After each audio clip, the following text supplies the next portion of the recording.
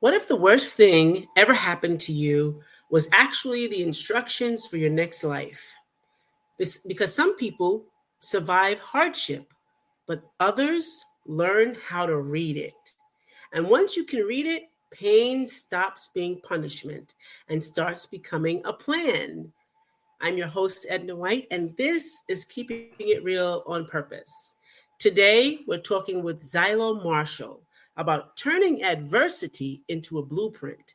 Not a memory, not a scar, but a structure you can actually build from. Welcome to the show, Zylo. Thank you. So tell us a little bit about yourself. Tell the audience so they can get to know you a little bit.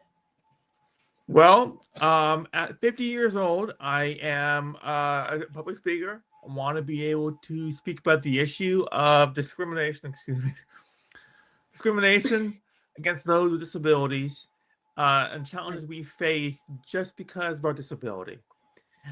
We have to be accepted, knowing that our disability should not be a stereotype, thinking we're different because of our disability. Right. And that's got to do with employment and legal issues. If you got legal issues unrelated to criminal, then you should get some help in that matter when it comes to money. So that's my focus right now today, is helping politics, the law, and public speaking about the issue on what we got to face to make it easier for the disabled that want to work but can't, because if they do, they lose everything. Right. And that's so very important in this climate, working and being accepted, being accepted for who you are. So Zylo, let's Yes. start here. People hear overcoming adversity all the time, but adversity is vague. What actually happens in your life that forced you to change direction? Well, I have nobody, okay? And so if I have nobody, it's going to be hard to find the right people in place, Right. because you're going to be rejected, thinking, well, why come to me? I don't know you. And so you go to the next person, Right. and Okay. hopefully somebody else will listen to your issue. And those that have patience will say, oh, yeah, I see what's going on here. We'll see what we can do. And if it works, then if it doesn't work, it doesn't work. And there is a start. But it's hard because you're getting help to get to where you want to be. Right. And there are so many people in the world that do not have representation, do not have anyone, like you said, no one. So what do? In that space of, overcoming adversity, what is adversity? Can you share with our audience what that is from your perspective? Well, if you lose relatives, I lost my mom when I was 14. Okay, so that pulled me back with a brain injury and a disability. Who do I go to for support? And with Right. that said, I had to figure out who else I can go to that would help me get to that point. Because the most important person in your life, your parents, are Mm-hmm. not there for you because of Right. issues. And I'm pretty sure there are millions of people out there who lost their parents at a young age. What do they go through? How do they deal with it? And Right. many of them are working. They got to deal with it. But those that are not working, those that are not doing anything, those that are living in a shell, have to figure out how to go out there and make it easier for themselves. And it's not Right. easy to develop something if you don't even know what you're doing. You have no idea what you're Right. doing. You're just trying to think outside the Wow, that box. changes. Yeah, that changes my perception on adversity. It really does. That's heavy. That's really heavy. You Mhm. don't know what to do. You don't have anybody. Yeah, Right. yeah. That's really heavy. So most people think the moment something happens, it kind of breaks them, right? And I think that's what you're basically saying is like maybe a death of a parent, and now what do I do? But the real Mhm. moment is when you realize the life you were living, you can't do that anymore. That's what it sounds like you're saying to us. Well, yeah, I was. I mean, 14 years old, and then you just lose it all, and it kind of brings you to a standstill. Right.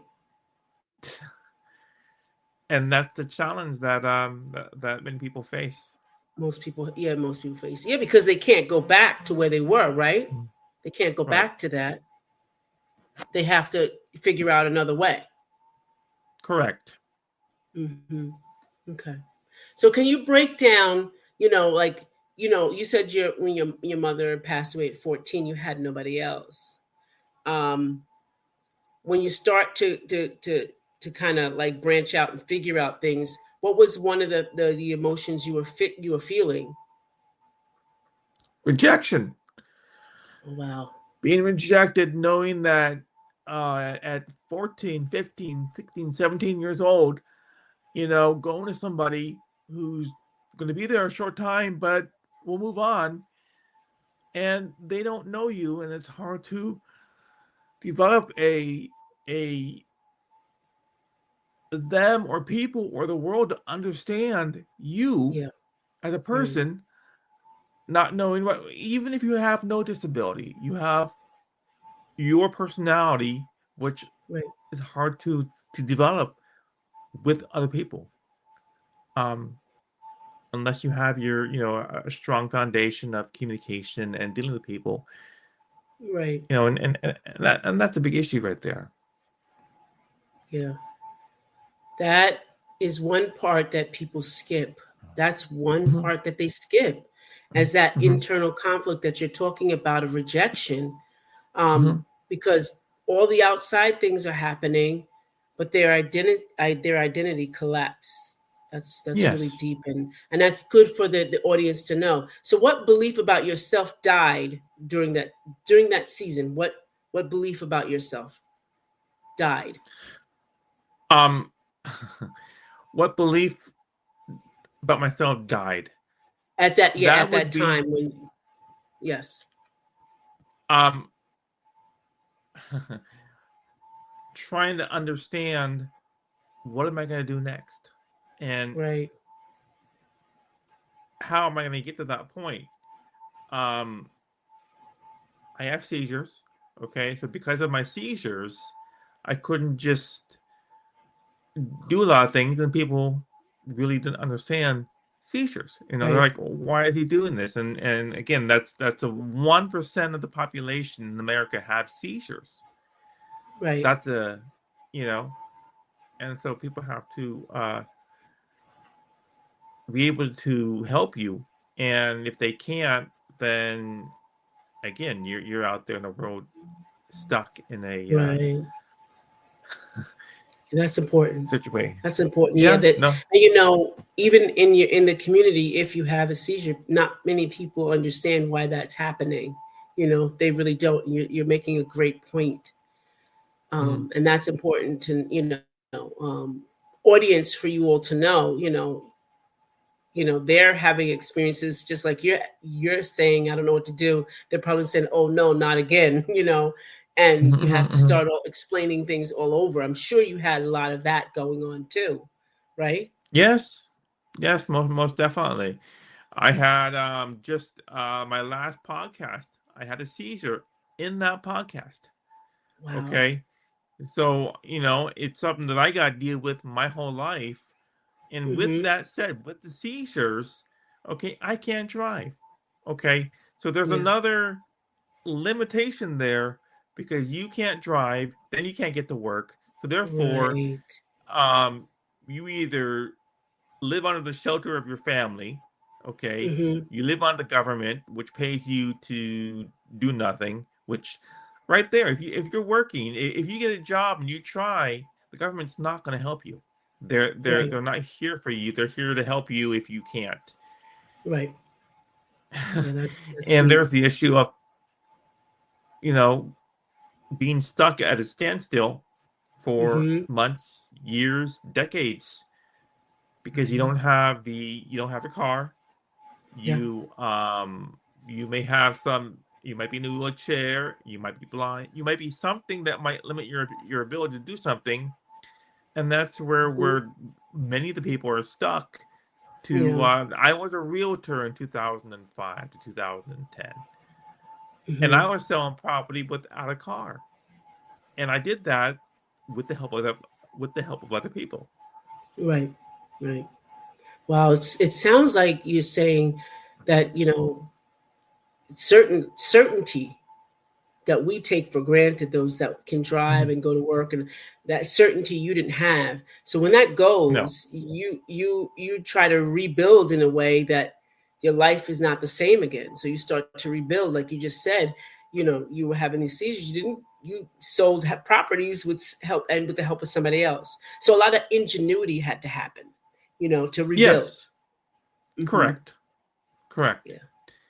And So that took some.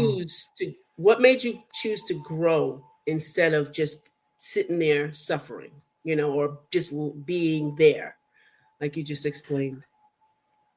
um Being able to find out what I can do, that we all face, and how to be able to make that stronger for the community to deal with. Somebody without a disability who is a speaker who cares, they got no idea what we go through because Right. they don't have a disability. So to find somebody who has that issue can describe it because they go through it every single day. Yeah. It is an everyday thing you got to deal with, no matter what you do. Yeah. And the world is not going to stop because of the issues you deal with.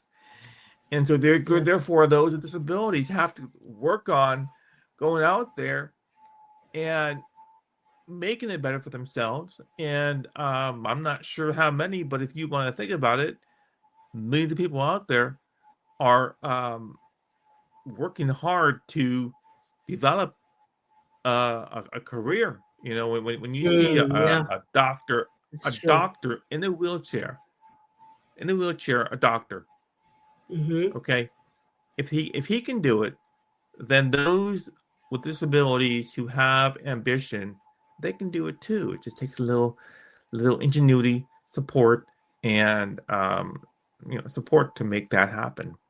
Yeah. That's true. So, Zyla, this show isn't just about stories, it's about extracting meaning. That's why you're giving us Mhm. so much information. So let's turn your experience into instruction. Looking back now, what was the lesson hiding inside the seizures that you were having that you couldn't see at the time? Correct. That don't Just because you have a seizure, just because you have a disability, don't be afraid that people are going to reject you. Okay. No matter what you do out there in society, whoever you are, you could be rejected. But with a Yeah. disability, the chances are much higher because, and the issue is people, they're afraid to go out there because they don't want to be rejected. Right. And for me, if someone's going to reject me, I'm probably never going to see that person again. So it's not going to bother me. Mm, Okay. Okay. that's I it. mean, if it comes to your That's, relative or somebody you know every single day, that's one thing. But somebody, let's say you get a job somewhere and they're like, Jesus, I'm going to hire this person. Okay. But you move on to the next person. You don't have to worry about that person. And you got to move on to the next person, knowing right. that don't be afraid that people are going to reject you just because. Right. Ooh, that's good. That's the shift right there. That's really good. Don't be afraid. Mhm. Now, after Mhm. your realization, it comes the hardest part, which is living differently, right? What Correct. practical changes did you make that proved you weren't the same person anymore? Well, I went from, okay, when it comes to working, okay, and becoming self sufficient, I decided, hey, listen, and I did work an hourly wage job. My objective was to jump from um, living on SSI to working commission based, working at doing things that would not restrict me. Okay. And things that you can do on your own that would not restrict you. So you can't be restricted if you are working commission based. If you're working for yourself, it takes some time. Are we in the right page for working, or is it more or less about life situations? No, you can talk about you. Go ahead, continue. You're doing well. That's fine. Okay. Go ahead. With working, okay, and I have, you can, like I said, I was a realtor. I did work for a short time as a realtor, and trying to get off the SSI, I had to figure out, well, if I can do something in a certain way ongoing, I don't got to worry about SSI because I've developed the foundation of working on a commission-based Right. sale. Um, Whereas today for me, I still want to jump over that 9 to 5 and go from SSI to speaking. So if I can speak at an event, if somebody can speak at an event, if somebody can get data from a large company, and if they get enough data for that company, they can pay Mm-hmm. commission, then they've been able to build a routine that goes above and beyond $30 an hour, which is a lot of money, but is not enough for people who, I mean, because who want to get up every single day and be at work 9 to 5 every single day? No matter what they do, they got to go. Right. Um, but if you find a way to go around that, comedians go out there, they're funny. Okay. And if you think about it, how many people who have disabilities are funny that want to go out Mm-hmm. there and become comedians and stand up in front of people and make people laugh? Okay. But they don't Mm-hmm. realize that if you create that foundation doing that, you don't have to get on SSI. You can go out there Right. and make $20,000 a month on your comedy shows. Right. So my objective is to speak about the issues that we can do to help build a reputation of, for the three that I can think of right now, public speaking, uh, comedian, and real Mm-hmm. estate, and data collection for a large company. But there's other opportunities out there that doesn't require you to Right. work 18 hours a day for commission based.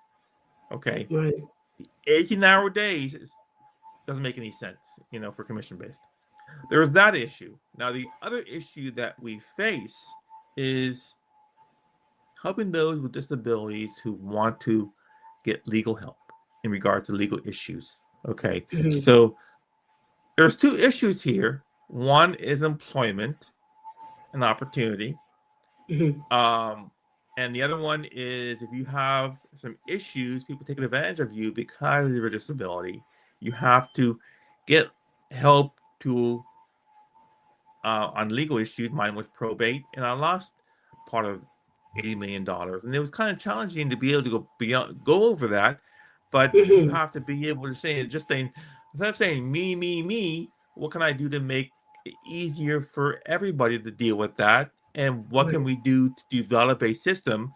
My website, zylomarshall.com, would be able to be the foundation to help people with disabilities who Right. want to get work that would benefit them, um, and those that want to get legal help because they were taken advantage of on fraud and corruption and situations like that. So it's Right. two very serious issues in two very different ways. Mm-hmm. Um, but and those are the things that I look at right now as a focus that we deal with, that I want to deal Right. with my website. Well, gotcha. It sounds like you said that growth isn't emotional; it's behavioral, and you changed your behavior around those things, and you help other people do that. So, Yes, and that's important because most people quit after going through all of that, and they just like kind of quit, they give up, but you didn't, correct. and you show other people how to do that. Okay, Right. so here's a question I want to ask you: how does your past now help someone else's future? Okay. How does my past? Knowing that, Yes. don't be scared. Okay. Um, don't going out there to to make it is a scary process because you're not sure where to turn to. I don't want to repeat myself over again, but it's more or less in the same realm of um being focused. Okay, it's hard to Mhm. get focused on something. For me, for my disability, okay, I got a brain injury. It's hard to get focused on something if you don't know which way you're going into. And so my objective is to help people. If you don't have a plan, then you can't make your future better. Oh, that's good. Okay. Okay, so Very it's, good. it's being able to develop a plan to make that happen. Without that plan, Right. then just getting up and going to work and coming home and getting up and going to work, coming home is really a mediocre life that you can go above and beyond if you want to develop Hmm. a structure. Right. Did what did this experience force you to understand about yourself? Forced me to understand about myself that I have challenge. Okay, I have challenges that people need to help me with. Okay, if I don't get that help, then I'm not going to be able to succeed at a level I want to. So it's Hmm. getting the support you need to make the objective um, happy. Working on that Hmm. kind of thing. Okay. Good. Okay.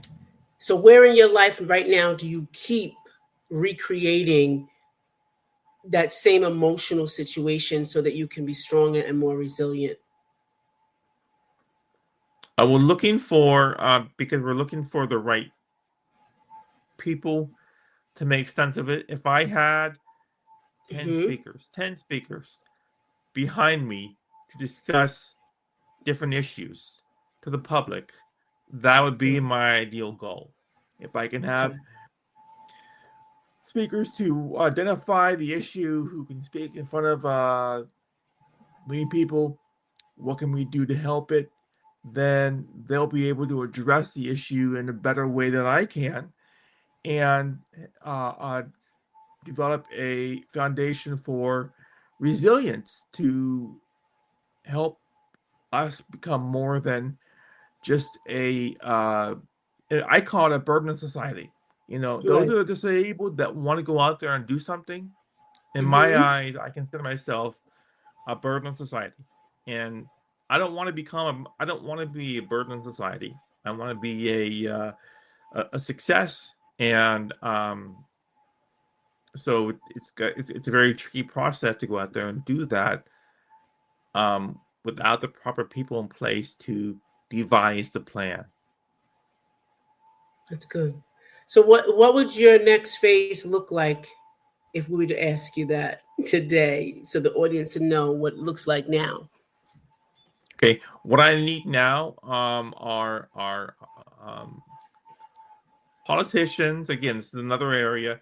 What we need together for my website is public speakers, attorneys, and politicians, and that would help fine tune what we can do to make it easier. So we have public speakers to deal with the issue of employment. We have attorneys to deal with legal issues. Many people with disabilities don't have money. They don't have the money for legal help. So they just Hmm. live the life because they were taken advantage of and they're stuck. They're stuck at a Right. standstill until they get the help. And the politicians to help change the laws so that the disabled can work on, for example, a 9-month child work period. Okay. Mhm. Um, if we can get these people in place, then we're able to um, make the structure much easier to Right. address to the community. Awesome. Okay, so how can if there's somebody listening in the audience, how can they get in touch with you? How can the politicians, the officials, anybody get in touch with you? Okay. They can get in touch with me at my website, zylomarshall.com. It's ZYLOMARSHALL.com. You can go over there, and of course, my website needs a little more fine tuning. But you can look at that, and you can contact me there. You can go to my Facebook page, Zylo Marshall. You can go to my Facebook page, or you can go to my LinkedIn account, and you can look at my information there. You can even call me at my phone number, 916-501-2626. If you are somebody who is want to be a part of me right now, then we can see what we can do to make this a success for the nation, basically. Yeah, that's great. Well, audience, you know that you can, he's giving you the website and his phone number to get in touch with Zylo to forge this mission forward of helping those that are disabled change the dynamics of the workforce for them. And we know that adversity isn't the end of your story, it's the rough draft Yeah. of your design. The difference between trauma and transformation is whether you study what happened or you just remember it. Zylo, thank you for sharing your story and helping people see that pain can actually become instruction. And for everyone Yes. listening, if this conversation made you realize your life has been reacting instead of rebuilding, that's exactly the work I do. You don't need more motivation, you need interpretation, just like Zylo said. Visit my website at ednawhite.com and schedule your first clarity session because you can understand the pattern. You can change what comes next, just like our guest. So, this is Keeping It Real on Purpose, real stories, real hurt, real recovery, real strength, turning life's pain into purpose. And I am your host, Edna White, and my esteemed guest, Zylo Marshall, saying goodbye for now. Thank you very much.